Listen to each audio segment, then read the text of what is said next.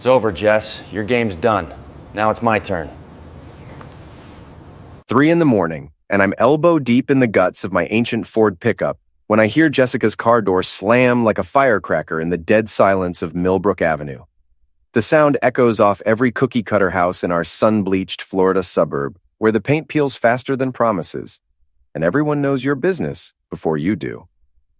Don't ask me stupid questions. It's none of your business where I was. Jessica's voice cuts through the humid air before she even sees me.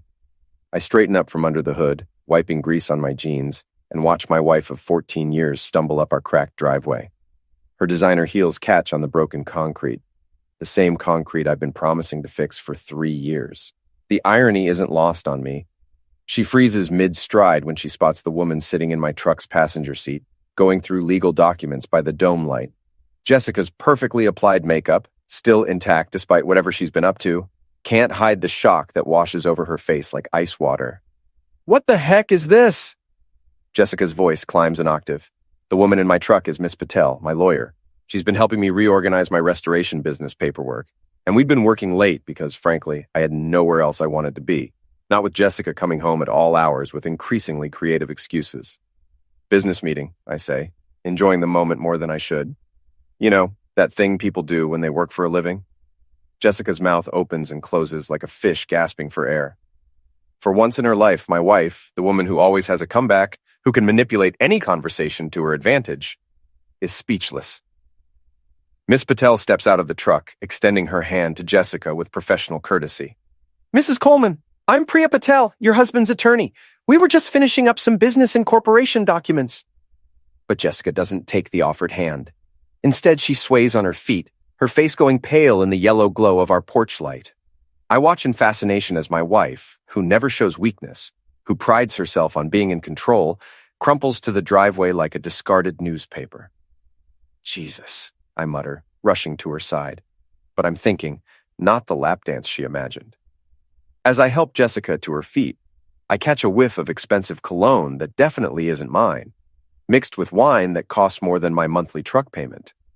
Her silk blouse, the one I bought her for our anniversary last year, is wrinkled in all the wrong places. "I'm fine," she snaps, jerking away from my touch. Just tired from working late. Working late, right, at 11 p.m. on a Sunday, when her office building is locked tighter than Fort Knox. Miss Patel gathers her papers, clearly uncomfortable with the domestic drama unfolding in front of her. "I'll call you tomorrow about those incorporation details, Mr. Coleman." "Thanks, Priya. Sorry about the circus." After Miss Patel drives away in her sensible Honda, Jessica and I stand in our driveway like two duelists at dawn, waiting for something to break the silence. The Florida heat never really breaks, even at 3 a.m., and sweat beads on my forehead despite the hour. "So," I say, crossing my arms. "How was work?" "Fine." Jessica won't meet my eyes. "How long was she here?" "About 2 hours. We ordered Chinese food, went over quarterly projections, discussed tax implications of expanding the business." I pause, letting that sink in. "You know, the kind of boring stuff married couples usually talk about." The barb hits home. Jessica flinches like I've slapped her.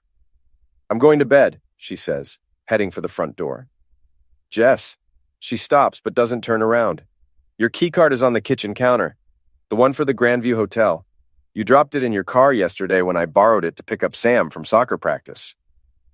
I watch her shoulders tense. The Grandview is the fancy place downtown where corporate types go to impress clients, or to screw around on their spouses. "It's for work," she says without turning around. "I'm sure it is, along with that receipt for dinner at Romano's. $250 for the surf and turf special. Must have been some client meeting." Now she turns, and I see something in her eyes I've never seen before. Fear. "You're being paranoid, Nick. Maybe you should talk to someone." And there it is. The gaslighting, the manipulation, the same tactics she uses in her HR job to make problems disappear. Except I'm not some employee she can intimidate into silence. Maybe I should, I agree. Maybe I should talk to a lot of people. Jessica disappears into the house, and I'm left alone with my truck, my thoughts, and the growing certainty that my marriage isn't the only thing that's broken beyond repair. Inside the house, I can hear her moving around upstairs, probably checking to make sure our daughters are still asleep. Ellie, 12 and sharp as a tack, misses nothing. Sam, 8 and still innocent enough to believe in fairy tales, doesn't understand why Mommy and Daddy barely speak anymore. I finish working on the truck as the sun starts to rise, painting our neighborhood in shades of orange and pink that almost make it look beautiful. Almost. By the time I head inside for a shower, Jessica has already left for her early meeting. Her coffee cup sits in the sink, still warm, next to a note that says she'll be working late again tonight. Of course she will.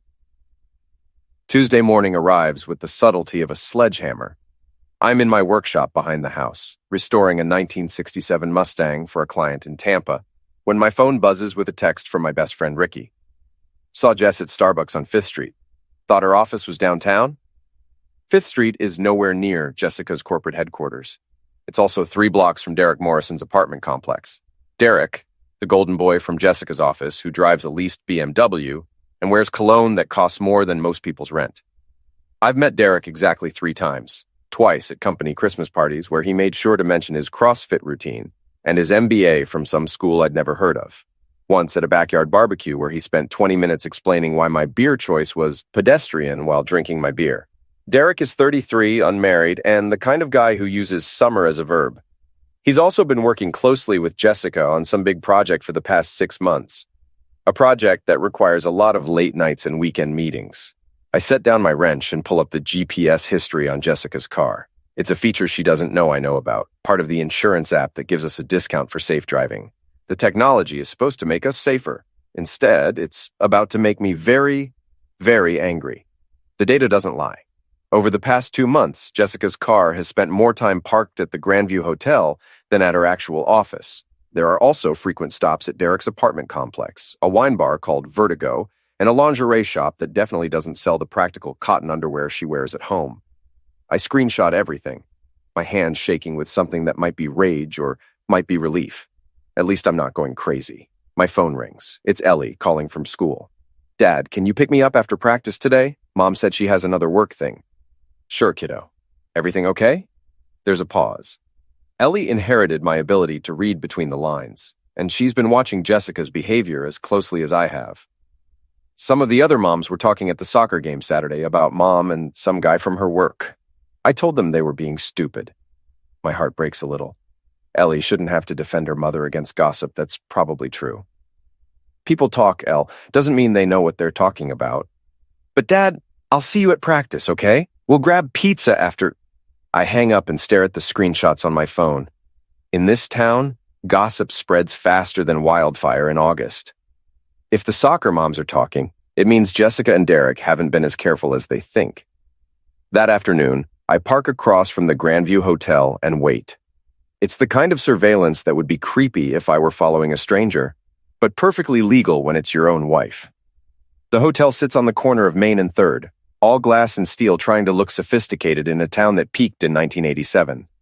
At 4:47 p.m., Derek's BMW pulls into the parking garage. At 4:52 p.m., Jessica's Lexus follows. I wait 30 minutes, then walk into the hotel lobby like I belong there. The desk clerk is young, bored, and doesn't look up from her phone when I approach. Excuse me, I'm supposed to meet my wife, Jessica Coleman. She's here with a colleague for a business meeting. Could you ring their room? Sorry, sir, we can't give out guest information. I slide a 20 across the counter. I'm not asking for information. I'm asking you to call my wife and tell her I'm here. Jessica Coleman. Blonde hair, about 5'6", probably with a tall guy in an expensive suit. The clerk palms the 20 and checks her computer. Room 412, but sir, the do not disturb sign is up. Of course it is. I take the elevator to the 4th floor and walk down the hallway until I find room 412. I can hear voices inside. Jessica's laugh, the one she used to save for me, mixed with Derek's deeper chuckle. Instead of knocking, I take out my phone and call Jessica's cell. Nick? What's wrong? I'm in a meeting.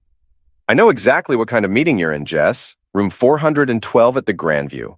Hope Derek's company credit card covers the minibar. The line goes dead. I walk back to the elevator, ride down to the lobby, and position myself where I can see both the elevator and the stairs. 20 minutes later, Jessica emerges from the elevator alone, her hair slightly mussed, her blouse buttoned wrong. She sees me immediately and walks over with the kind of confidence that only comes from years of practice lying. This is not what you think, she says. Really? What do I think it is? Derek and I were reviewing the Henderson contract. We needed privacy because there are confidentiality issues. In a hotel room. The office was too noisy. With a do not disturb sign. We didn't want to be interrupted. I have to admire her commitment to the story, even though we both know it's BS. Where is Derek now? He left through the back exit. He didn't want there to be any misunderstandings. Like the misunderstanding where my wife is screwing her coworker in a hotel room?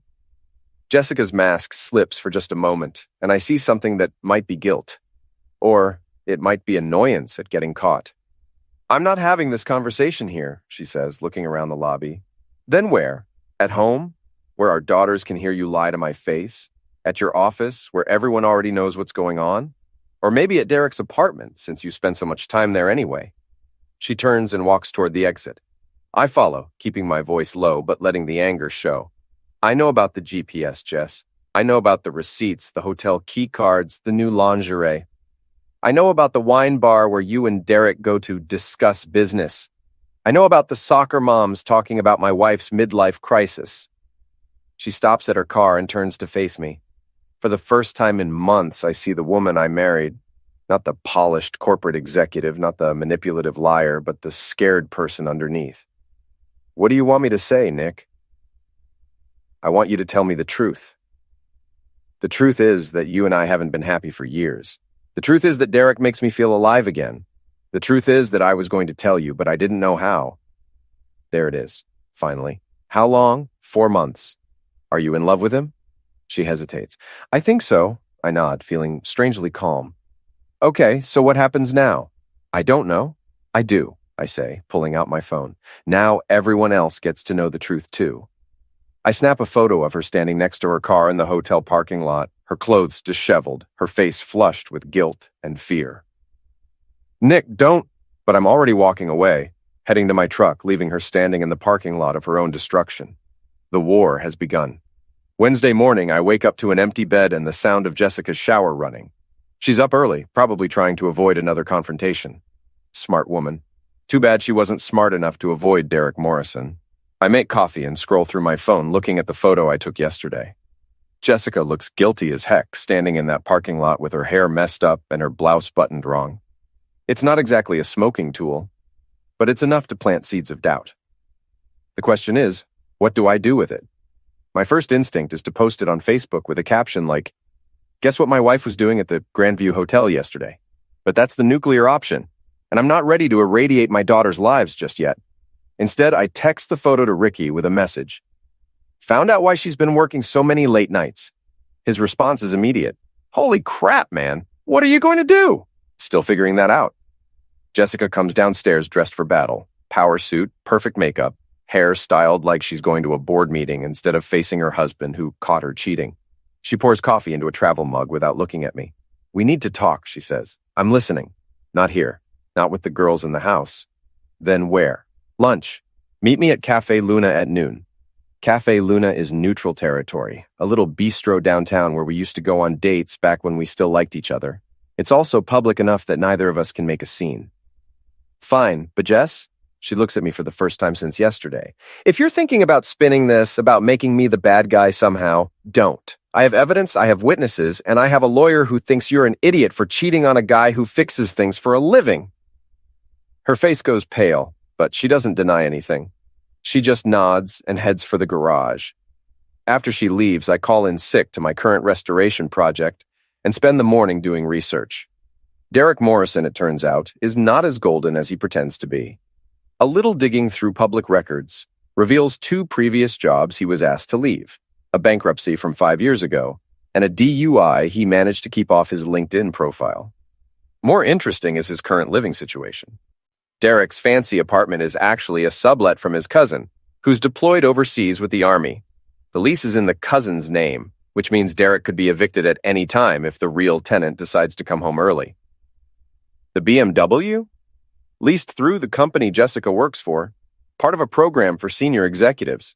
Except Derek isn't a senior executive. He's a project coordinator who somehow talked his way into a car he can't afford. I print out everything I find and put it in a folder. Knowledge is power, and I'm starting to feel powerful for the first time in months. At noon, I walk into Cafe Luna to find Jessica already seated at a corner table, nervously shredding a napkin. She's ordered a salad she's not eating and a wine she's definitely drinking, even though it's barely past lunchtime. "You look like heck," I say, sitting down across from her. "Thanks. You look like you're enjoying this." "I am, a little bit. Is that wrong?" She sighs and pushes her salad around with her fork. "I deserve that. You deserve a lot more than that, but I'm trying to be civilized for the sake of our daughters." "What do you want, Nick? Money? The house? Full custody?" "I want you to stop lying to me. I want you to stop lying to the girls, and I want you to understand that your actions have consequences." "What kind of consequences?" I pull out my phone and show her the photo again. The kind where everyone in town finds out that Jessica Coleman, the woman who sits on the school board and volunteers at the church bake sale, is screwing around with a guy young enough to be her little brother. Derek is 33. Derek is a loser who drives a car he can't afford to an apartment he doesn't own while sleeping with a married woman who has 2 kids. Jessica flinches like I've hit her. "You don't know him." "I know enough. I know he's been fired from 2 previous jobs. I know he filed for bankruptcy 5 years ago. I know he has a DUI that he's hiding from your company's HR department." Her face goes white. "How do you—" "Public records, Jess. Amazing what you can find when you actually look. You're investigating him?" "I'm protecting myself and our daughters. Because when this blows up, and it will blow up, I want to make sure everyone knows who the real victim is." Jessica drains her wine glass and signals the waitress for another. It's 12:30 on a Wednesday, and my wife is getting drunk at lunch. The woman who used to lecture me about having a beer while watching football is now drowning her guilt in Chardonnay. "What do you want me to do?" she asks. "End it. Today.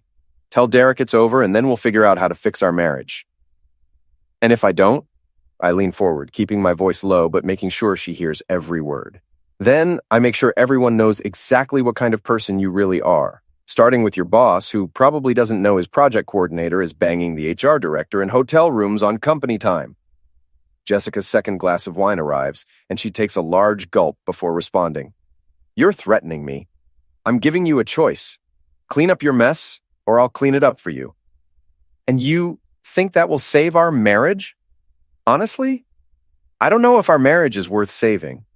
But our daughters deserve better than having their mother's affair become the talk of the town." We sit in silence for a few minutes, the weight of 14 years of marriage pressing down on us like humidity before a storm. Finally, Jessica speaks. "I'll think about it." "Don't think too long. Derek's cousin gets back from deployment next month. When he finds out some stranger has been living in his apartment and screwing married women, your boyfriend might find himself homeless." Jessica's eyes widen. She didn't know about the cousin. "How did you—" "Never mind. I don't want to know." I stand up and drop a 20 on the table. "For what it's worth, Jess, I really hoped I was wrong about all of this." "So did I," she says quietly. I'm halfway to the door when she calls my name. "Nick?" I turn around. "I'm sorry. I know you are. The question is whether you're sorry enough to stop." I leave her sitting there with her wine and her guilt. And for the first time since this whole mess started, I feel like I might actually win. Thursday evening, I'm at Ricky's gym, working out my frustrations on a heavy bag that's seen better days. The place smells like sweat and determination, 2 things that have been in short supply in my life lately. Ricky's fitness isn't fancy. No chrome machines or juice bar, but it's real, like Ricky himself. "You're hitting that bag like it owes you money," Ricky says, holding the bag steady while I throw combinations. "Maybe it does. Ricky Martinez has been my best friend since high school, back when we both thought we were going to be professional boxers instead of small business owners with bad knees and worse attitudes. He opened this gym 3 years ago after retiring from the police force, and it's become my sanctuary when home feels like a war zone. "So what's the plan?" he asks. "Still working on it? You talked to Jessica yesterday, gave her a chance to end it. And," I throw a particularly vicious right hook, "she's thinking about it."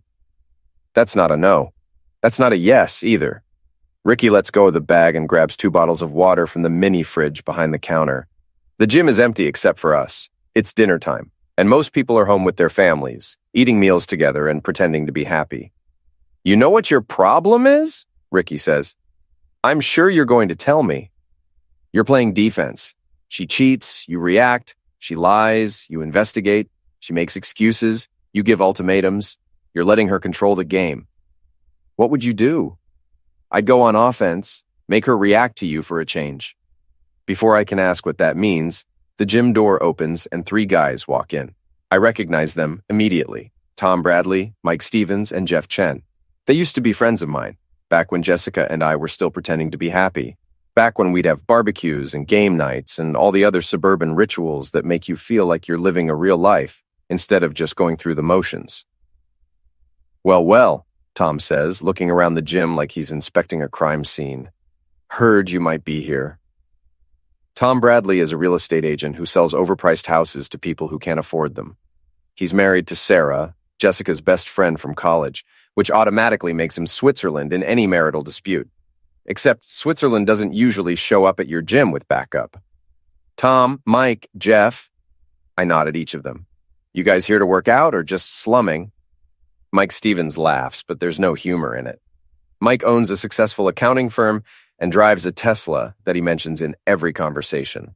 His wife Linda runs the PTA with Jessica, and they probably share more gossip than state secrets. Actually, we're here to talk to you, Mike says. Jeff Chen doesn't say anything. Jeff's a lawyer, not my lawyer, but a lawyer nonetheless. And he's smart enough to know that whatever's about to happen, he doesn't want to be in the middle of it. Talk away, I say, unwrapping my hands. About Jessica, Tom says. What about her? About the rumors that are going around town? I look at Ricky, who's moved closer to the counter where he keeps a baseball bat for situations exactly like this one. What rumors would those be? Come on, Nick, Mike says. You know what we're talking about. People are saying things about Jessica and some guy from her work. It's getting ugly. And you think that's my fault? We think you need to shut it down, Tom says, before it gets worse. I finish unwrapping my hands and toss the tape in a trash can. Let me get this straight. My wife is screwing around on me, but I'm supposed to shut down the rumors about it. We don't know that she's... Jeff starts, then stops when Tom gives him a look. You don't know what, Jeff? You don't know that she's been spending her afternoons in hotel rooms with Derek Morrison? You don't know that she's been lying to me and our daughters for months? You don't know that half the town has seen them together? Even if that's true, Tom says, airing your dirty laundry in public isn't going to help anyone. Whose dirty laundry is it, Tom? Mine or Jessica's? Look, we get it, Mike says. You're pissed. You have every right to be. But think about Ellie and Sam. Think about what this is doing to them. And there it is. The manipulation, the guilt trip, the suggestion that I'm somehow responsible for protecting my daughters from their mother's choices. You want to know what's hurting my daughters? I say, my voice rising. It's not the rumors. It's the fact that their mother is too selfish to put them first. It's the fact that she's been lying to them for months. It's the fact that she's destroying our family for some loser who drives a leased car and lives in his cousin's apartment. Jesus, Nick, Tom says. Listen to yourself. No, you listen to me, all of you. I step closer and I can see them tense up. Jessica made her choice. She chose Derek Morrison over her family. She chose hotel rooms over her daughter's stability. She chose to lie instead of being honest. Those were her choices, not mine. But you don't have to make it worse, Mike says. Worse for who? For Jessica? For Derek? Or for you guys who are embarrassed that your friend married a cheater? That's enough, Tom says, his face flushing red. Is it? Because I'm just getting started. Ricky steps forward. Maybe you guys should leave. We're not done here, Tom says. Yeah, you are, Ricky replies, and there's something in his voice that makes all 3 of them take a step back. Ricky might be retired from the police force, but he still carries himself like a cop. And he's holding that baseball bat. This isn't over, Nick, Tom says as they head for the door. You're right, I call after them. It's not. After they leave, Ricky and I stand in the empty gym, listening to the air conditioning hum and the distant sound of traffic on Main Street. Well, Ricky says finally, that was fun? They're scared. Of what? That if Jessica can cheat and get away with it, maybe their wives can too. That if I don't just shut up and take it, maybe other husbands won't either. You think their wives are cheating? I think their wives are friends with Jessica. I think they've been covering for her, lying for her, helping her sneak around, and now they're worried about what happens when the truth comes out. Ricky nods slowly. So what are you going to do about it? I'm going to take your advice. Which advice was that? I'm going to go on offense. I grab my gym bag and head for the door, my mind already working through the possibilities. Tom, Mike, and Jeff just made a serious mistake. They showed me that Jessica's affair isn't just her problem. It's a conspiracy involving half the couples in our social circle. And conspiracies, by definition, require co-conspirators. Time to find out who else has been lying to me. Friday night, and the Millbrook Community Center is packed for the annual school fundraiser.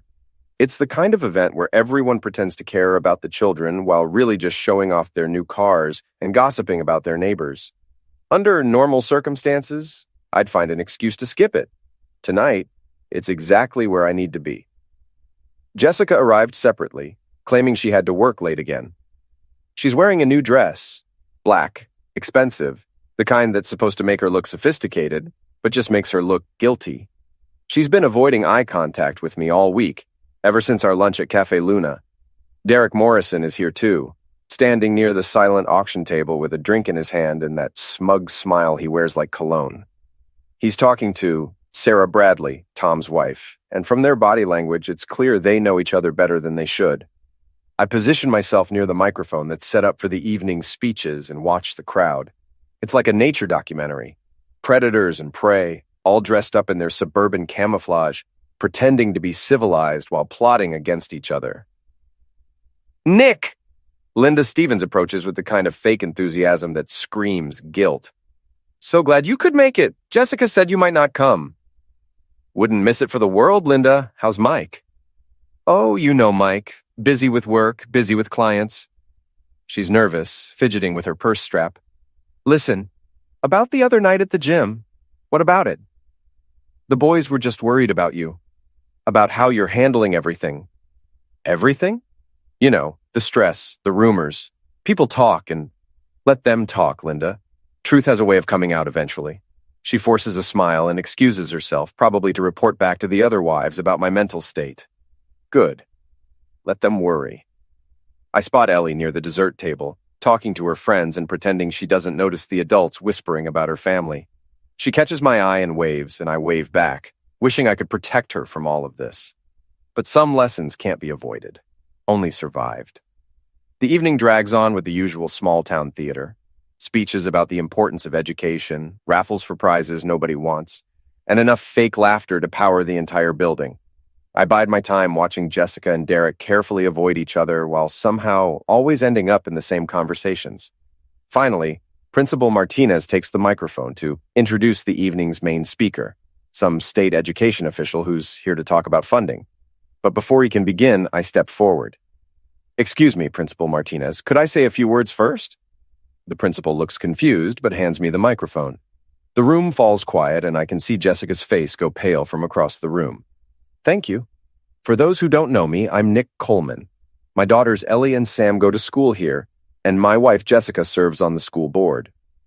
Polite applause. Jessica is shaking her head slightly, trying to get my attention, but I'm not looking at her anymore. I wanted to talk tonight about truth, about honesty, about the values we're trying to teach our children. The room is dead silent now. Even the servers have stopped moving. See, I've learned something important recently. I've learned that when adults lie, children suffer. When adults make selfish choices, children pay the price. When adults break their promises, children lose faith in the world. I can see Tom Bradley moving toward me, but Ricky steps into his path. My friend gives Tom a look that stops him cold.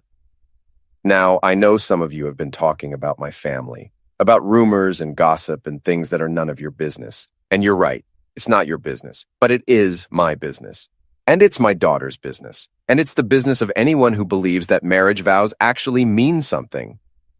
Jessica starts moving toward the exit, but Derek, the idiot, actually steps forward like he's going to defend her honor. So let me be clear about something, I continue, my voice carrying to every corner of the room. My wife Jessica has been having an affair with Derek Morrison, her co-worker, for the past 4 months. They've been meeting at the Grandview Hotel, lying to their families and making fools of everyone who trusted them. The room erupts, gasps, whispers, the sound of chairs scraping as people turn to look at Jessica and Derek. Jessica's face is bright red, and she's pushing through the crowd toward the door. Derek, to his credit, Looks like he wants to disappear into the floor. But here's the thing, I say, raising my voice above the noise. I'm not the victim here. My daughters are. Every child in this room who believes their parents love them enough to keep their promises, they're the victims. Every kid who thinks adults can be trusted to do the right thing, they're the ones being hurt. Principal Martinez is trying to get the microphone back, but I'm not done yet. So, the next time you want to gossip about someone's marriage, remember this. The truth always comes out. Always. And when it does, you better make sure you're on the right side of it. I hand the microphone back to the principal and walk out of the community center, leaving behind a room full of shocked faces and whispered conversations that will fuel the town's gossip mill for months. In the parking lot, I find Jessica sitting in her car, crying. Derek is nowhere to be seen. Probably ran for his BMW the moment I started talking. I tap on her window and she rolls it down. "Feel better now?" she asked through her tears. "Actually, yeah, I do. You just destroyed both our reputations." "No, Jess. You did that when you started screwing Derek Morrison. I just made sure everyone knew about it." The girls will be fine. They're stronger than you think. Stronger than you, apparently." Jessica wipes her eyes and starts her car. "This isn't over, Nick." "You're right, it's not. But the part where you get to lie and manipulate and play the victim, that part's over." She drives away, leaving me alone in the parking lot under the fluorescent lights that make everything look harsh and unforgiving. My phone buzzes with texts, some supportive, some critical, all of them proof that my little speech hit its target. I drive home to find Ellie waiting up for me, sitting on the front porch with her arms wrapped around her knees. "Dad?" "Yeah, kiddo." "Did you really say all that stuff about Mom?" I sit down next to her on the porch steps. "Yeah, I did. Is it true?" "Yeah, it is." She's quiet for a long moment, processing information that no 12-year-old should have to handle. "Are you and Mom getting divorced?" "Probably." "Will we have to move?" "Not if I can help it." "Will you still be our dad?" "Always, Elle. No matter what happens with your mom, I will always be your dad." She leans against me and I put my arm around her and we sit there in the humid Florida night, watching the moths dance around the porch light and pretending that everything isn't falling apart. "Dad?" "Yeah?" "I'm glad you told the truth." "Me too, kiddo. Me too." Saturday morning brings consequences like a hangover, inevitable and unpleasant. My phone has been buzzing since 6 a.m. with calls and texts from people who were at the fundraiser. Some are supportive, others are critical, but all of them want details. Jessica never came home last night. Her car wasn't in the driveway when I went to bed, and it's not there now.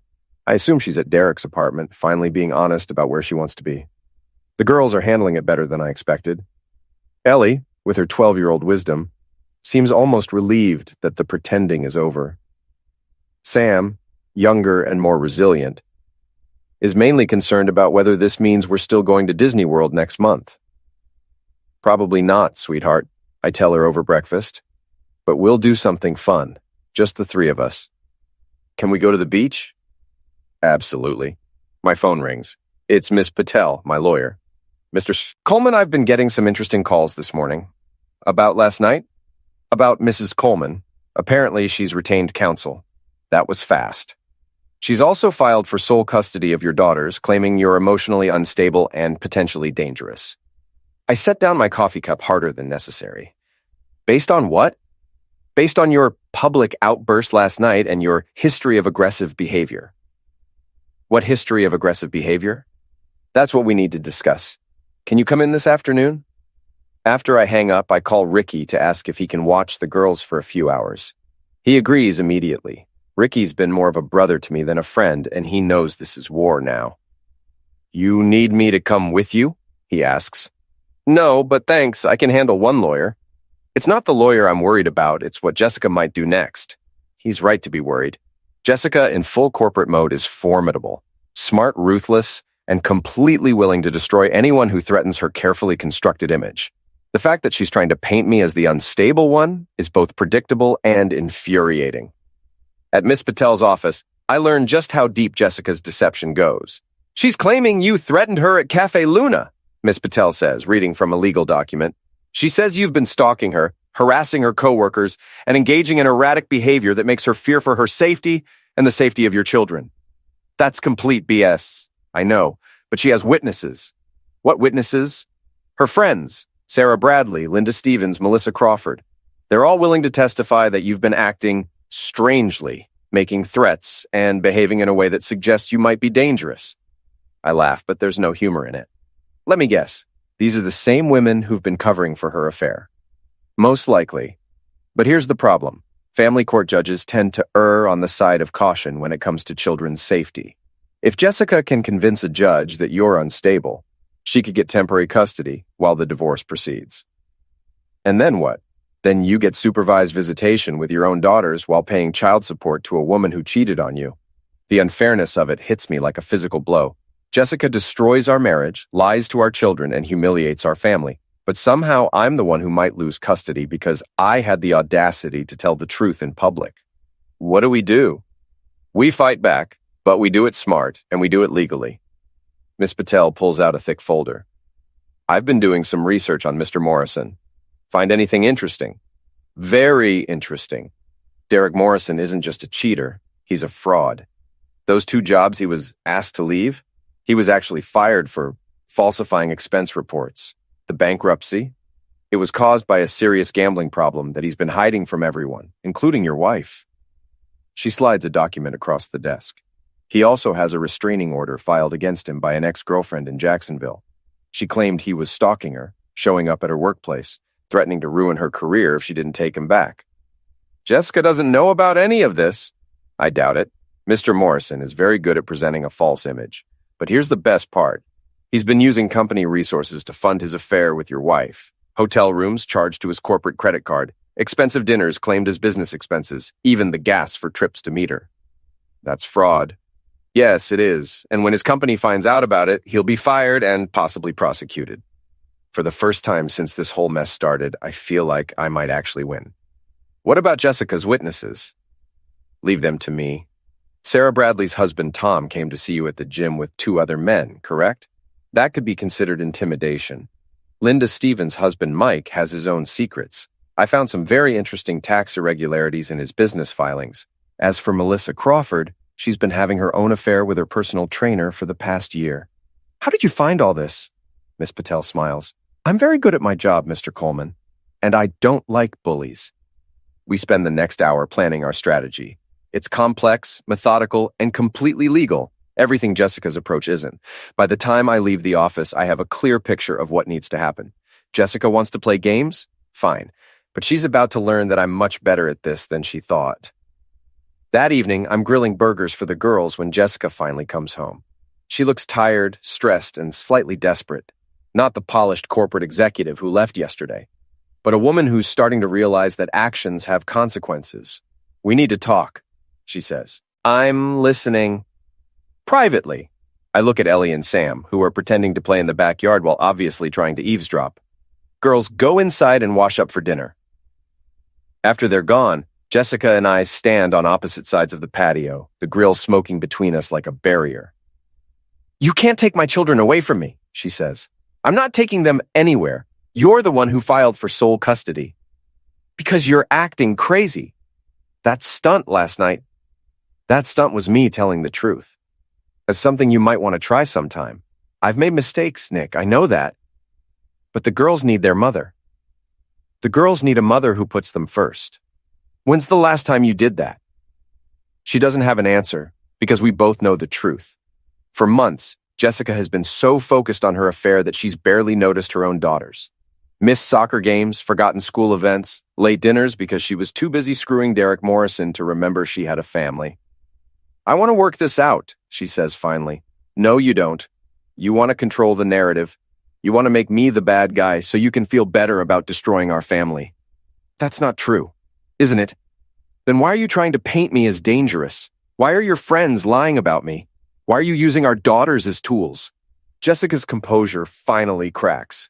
Because I'm scared, okay? I'm scared of losing everything. I'm scared of being alone. I'm scared of what people will think of me. You should have thought about that before you started cheating. I know, but it's too late to change that now. You're right, it is too late. I turn off the grill and start cleaning up, effectively ending the conversation. Jessica stands there for a moment, probably hoping I'll say something that gives her hope for reconciliation. But that ship sailed the moment she chose Derek Morrison over our family. Nick? I look at her. I really am sorry. I know you are, Jess. But sorry doesn't fix this. Sorry doesn't give our daughters their family back. Sorry doesn't undo 4 months of lies. She nods and walks back into the house, probably to pack more clothes for her extended stay at Derek's apartment. I finish cleaning the grill and call the girls for dinner, trying to pretend that our family isn't falling apart one conversation at a time. But tomorrow, the real battle begins, and this time, I'm ready. Monday morning, I drop the girls off at school and drive straight to Derek Morrison's office building. It's one of those glass towers that tries to look impressive but just looks expensive, full of people in suits who think they're more important than they actually are. I don't go inside. Instead, I park across the street and wait. At 11:47 a.m., Derek emerges from the building looking like a man who hasn't slept well. His usual confident stride is gone, replaced by the nervous walk of someone who knows he's in trouble but doesn't know how much trouble yet. I follow him to a coffee shop 3 blocks away where he meets with a woman I don't recognize. She's older, well-dressed, and from their body language, she's not happy with him. They argue quietly for 20 minutes before she gets up and leaves, dropping a manila envelope on the table. Derek opens the envelope, reads whatever's inside, and his face goes white. He pulls out his phone and makes a call, probably to Jessica, based on how animated he gets. The conversation doesn't last long, and when it's over, he looks like a man who's just been told his execution date. I drive back to my workshop and wait for the next phase of Miss Patel's plan to unfold. At 2:15 p.m., my phone rings. It's Jessica. "Derek's been fired," she says without preamble. "Sorry to hear that. Don't pretend you don't know what happened." "I have no idea what you're talking about. His company found out about the expense account fraud. Someone sent them documentation of every hotel room, every dinner, every charge he made while he was with me." Sounds like Derek should have been more careful with company money. This was you, wasn't it? "Jess, I fix old cars and restore furniture. I don't have the resources to investigate corporate fraud."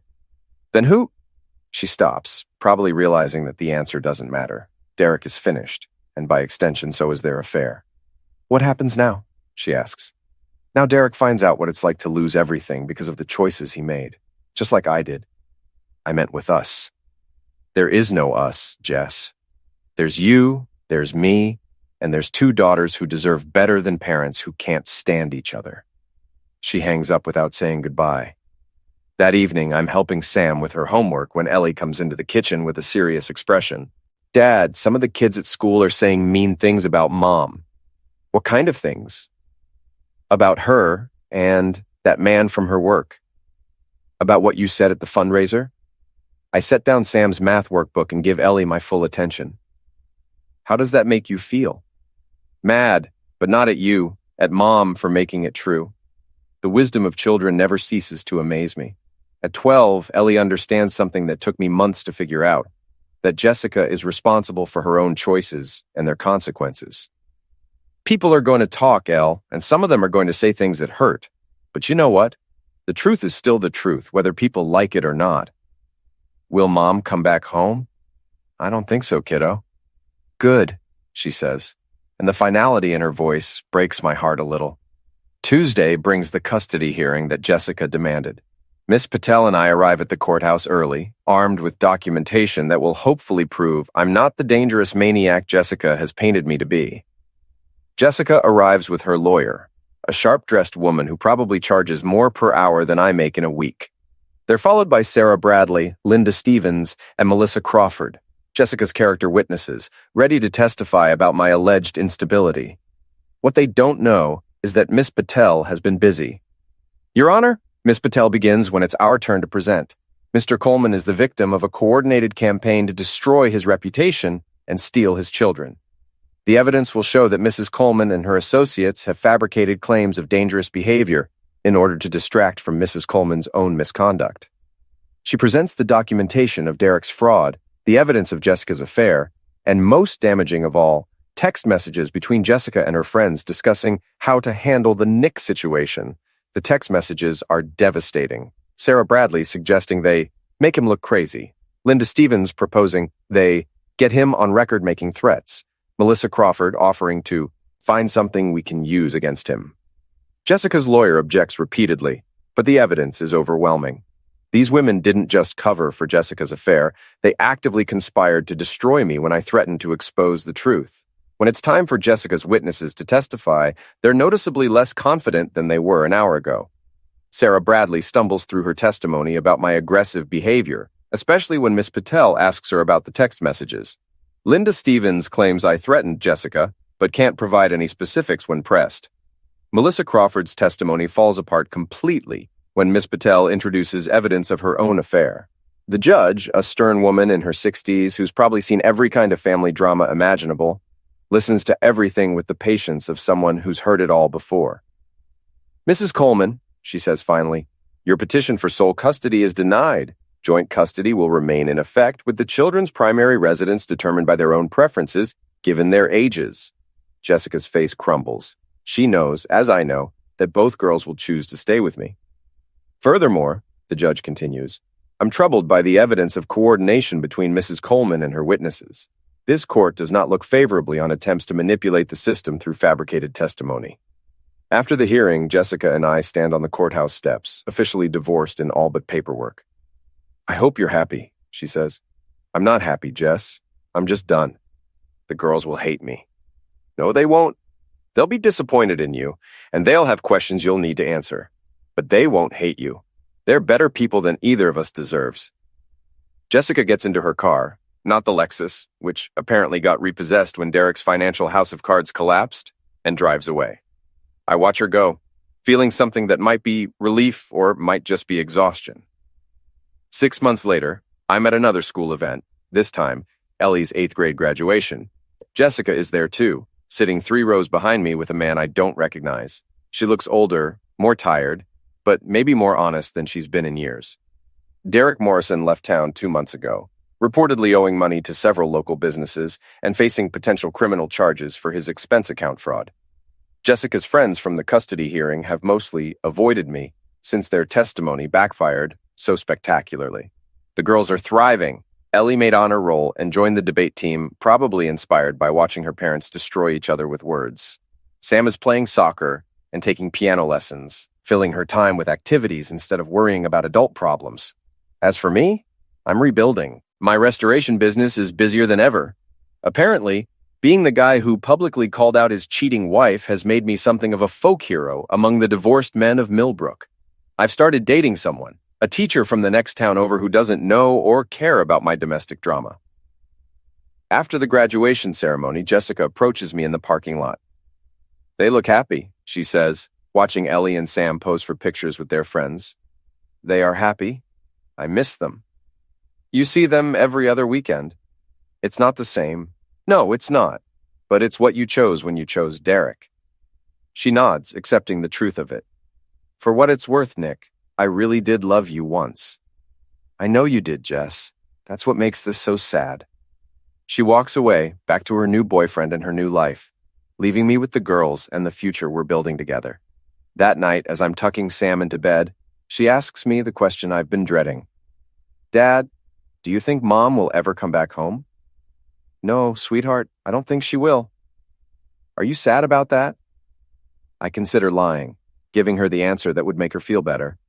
Instead, I choose honesty. Sometimes. But mostly I'm grateful that we found out who she really was before it was too late. Too late for what? Too late to save ourselves.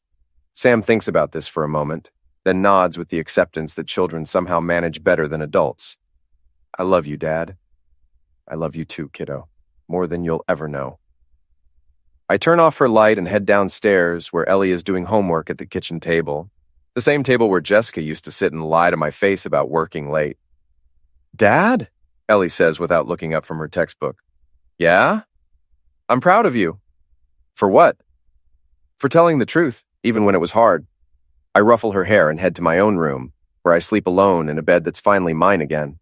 Outside, the Florida night is hot and humid, full of the sounds of a town that never really sleeps. Air conditioners humming, teenagers driving too fast, the distant sound of someone's television playing too loud. But inside my house, there's peace. The kind of peace that comes from knowing that whatever else happens, I chose truth over comfort, honesty over convenience, and my daughter's respect over my wife's lies.